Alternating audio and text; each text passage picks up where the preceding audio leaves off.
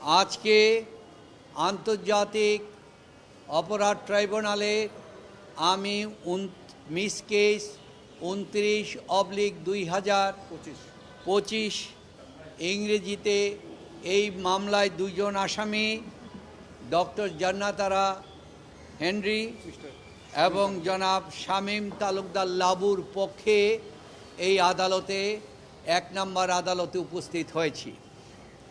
এই আদালতে আমি আরও 2 দিন এসেছি।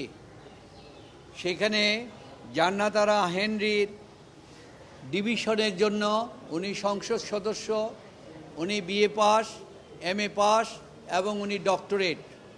ওনার তখন এসেছি আমি ওনার জন্য, ওনাদের কোর্টে আনা হয় নাই ডিভিশনের জন্য, যেহেতু ওনাদেরকে ডিভিশনে কোর্টে দেওয়া হয়েছে। অত্যন্ত অসুস্থ এবং ওনাদের সামাজিক মর্যাদা অনুযায়ী কোর্ট জেল কোড অনুযায়ী তাদের প্রাপ্য, সুতরাং আমি সেখানে সেই আবেদন করেছি। আবেদন অ্যালাউ করেছে গত 2 সপ্তাহ আগে হবে, কিন্তু আমরা এখনও সেটার কপি পাই নাই। সুতরাং এখনও তিনি ডিভিশন বুক করার সেই ইয়েটা উনি এখনও পাচ্ছেন না। আজকে ওনাদের এই মামলায় জড়িত করার জন্য প্রসিকিউশনের পক্ষ থেকে আবেদন করা হয়েছে। ওনারা সিরাজগঞ্জের 3টি মামলার আসামি। সেই মামলাটি হচ্ছে 5ই আগস্ট 84 সালের যেই মামলা, সেই প্রতিটি মামলায় 100 থেকে 150 জন আসামি এবং তার সাথে যুক্ত আরও 100 থেকে 150 জন আসামি।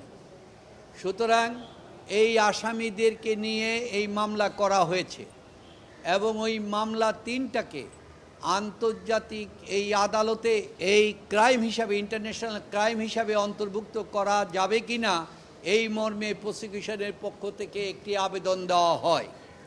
এই আবেদনের প্রেক্ষিতে বিজ্ঞ এই ট্রাইব্যুনাল, মহামান্য ট্রাইব্যুনাল আদেশ দিয়েছেন এইটাকে ইনভেস্টিগেশন করার জন্য।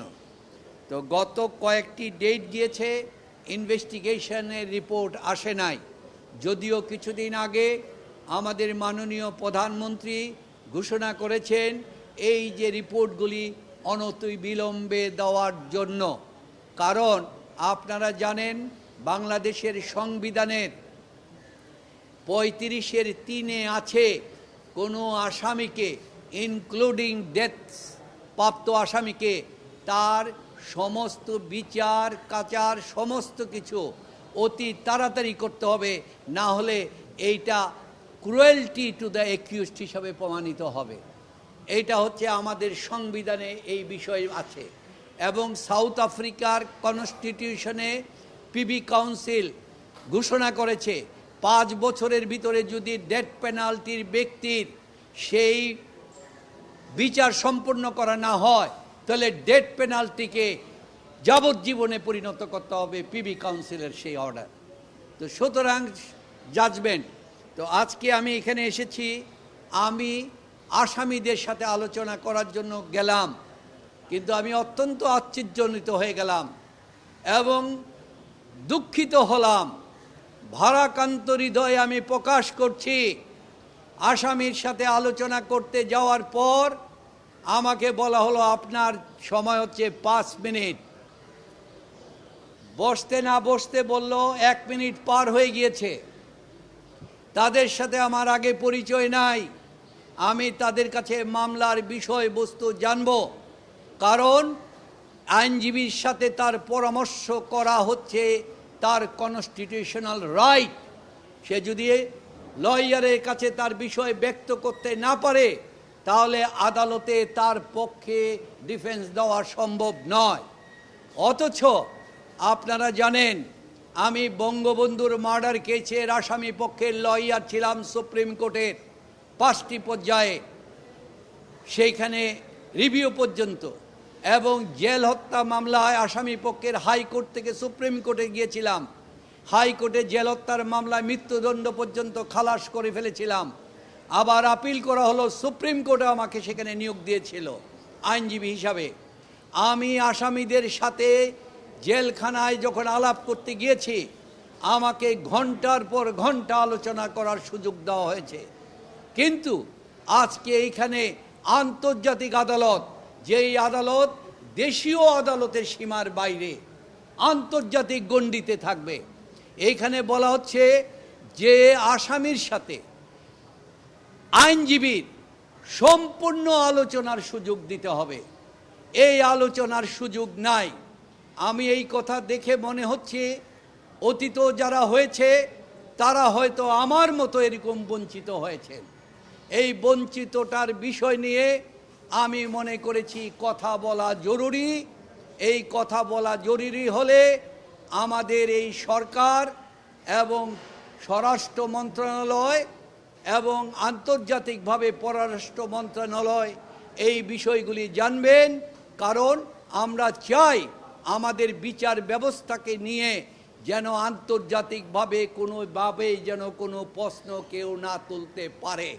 কারণ আমরা আইনজীবী, আমরা হচ্ছি কোর্ট অফ দি কোর্ট। এই বিচার ব্যবস্থার মান সম্মত রাখা আমাদের দায়িত্ব।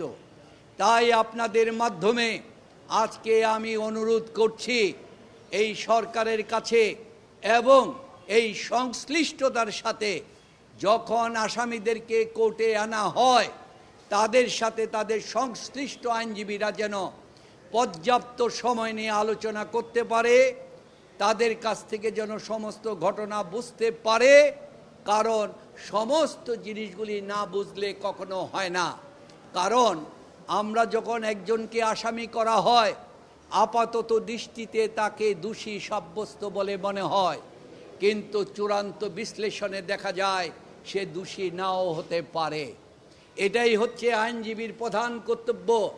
আমাদের আইনজীবী হিসাবে ক্রিমিনাল মামলায় আমাদের দুইটি, সমস্ত কিছুর ফলাফল হচ্ছে দুইটি। একটা হচ্ছে কন্ট্রাডিকশন বের করা, দ্বিতীয়টি হচ্ছে বেনিফিট অফ ডাউট সৃষ্টি করা। এই দুইটি যদি সৃষ্টি করা হয় তাহলে ক্রিমিনাল মামলায় বিয়ন্ড রিজনেবল ডাউট এক চুল পরিমাণও যদি হেলানো যায় তাহলে আসামিকে শাস্তি দেওয়ার ক্ষমতা পৃথিবীর কোনো আদালত রাখে না। সেটাই হচ্ছে বেনিফিট অফ ডাউট এবং ব্যালেন্স অফ আপনার বিয়ন্ড রিজনেবল ডাউট পরিপন্থী। কারণ আমি আমার আসামির সাথে তার আলোচনা নিয়ে মামলা কিভাবে হলো, কোথায় হলো, 3টা মামলা কি হলো, আমি কিছুই জানতে পারলাম না। আমার কাছে আজকে অত্যন্ত ভারাক্রান্ত মনে হচ্ছে। আমি আইনজীবী হিসাবে নিযুক্ত হলাম, আমি আসামির বক্তব্য যদি শুনতে না পারি তাহলে আমি কিভাবে তার মামলা আমি কন্টেস্ট করব না। যেহেতু আমি এখানে এসেছি, তারা বলেছে এটা নাকি ট্রাইব্যুনালের নির্দেশ। আমি মনে করি ট্রাইব্যুনাল তো এই ধরনের নির্দেশ দেওয়ার কথা না। কারণ এই আদালতে আসামিদেরকে যেভাবে বসানোর ব্যবস্থা করা হয়েছে, লয়ারকে যেভাবে বসানোর ব্যবস্থা করা হয়েছে, পরিবেশ যেভাবে করানো হয়েছে, সবটাই আন্তর্জাতিক পর্যায়ের মধ্যে আমি মনে করি। কিন্তু আসামির সাথে আলোচনা করা যাবে না, পর্যাপ্ত সময় দেওয়া হবে না। কারণ আমরা এই কোর্টে যখন আসি তখন আসামিকে এটাই হচ্ছে। তাই আমার কাছে অনুরোধ সরকারের কাছে এবং সংশ্লিষ্টরার কাছে এই বিষয়ে যেন প্রয়োজনীয় ব্যবস্থা গ্রহণ করা হয়।